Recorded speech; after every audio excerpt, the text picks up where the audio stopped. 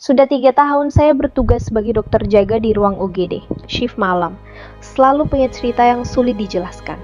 Dan setiap saya pulang dari jaga, keluarga atau teman-teman sering bertanya, "Apa kamu pernah ngalamin kejadian aneh di rumah sakit?"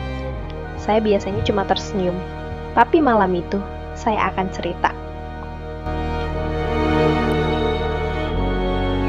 Saat itu, saya baru minggu-minggu awal bertugas di salah satu rumah sakit besar di Bandung. Rumah sakit tua, dan senior-senior di sana hampir semuanya sepuh. Malam itu, saya sendirian di meja jaga. Salah satu perawat izin keluar sebentar, katanya cuma 5 menit. Saya sedang fokus ke layar monitor. Tapi dari sudut mata saya melihat seseorang keluar dari salah satu ruang perawatan darurat. Ruang itu hanya dibatasi tirai sekat.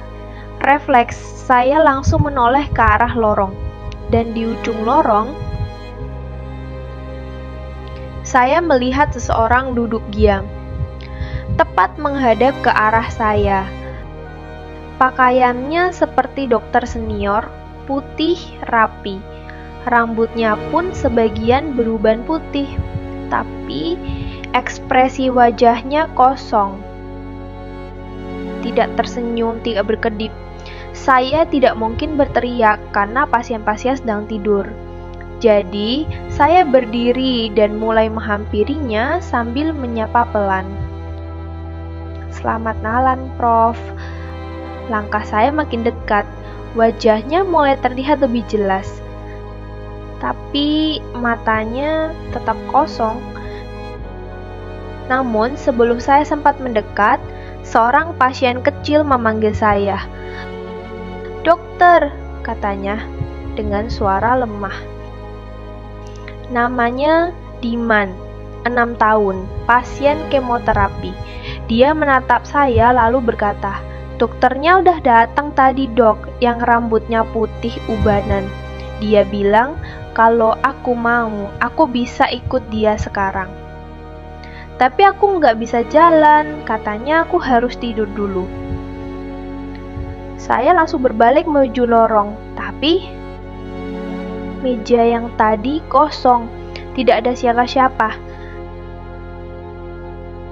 Besok-besoknya saya mulai bertanya ke perawat dan ternyata bukan cuma Diman yang pernah melihat sosok itu.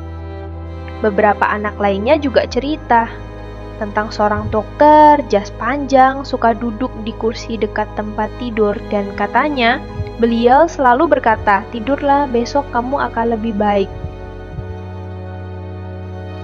Saya penasaran siapa dia, kenapa dia muncul, dan kenapa setelah itu justru banyak anak-anak yang kondisinya membaik.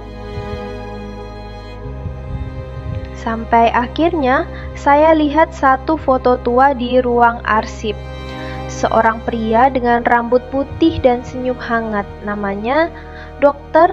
Rangga Warsito.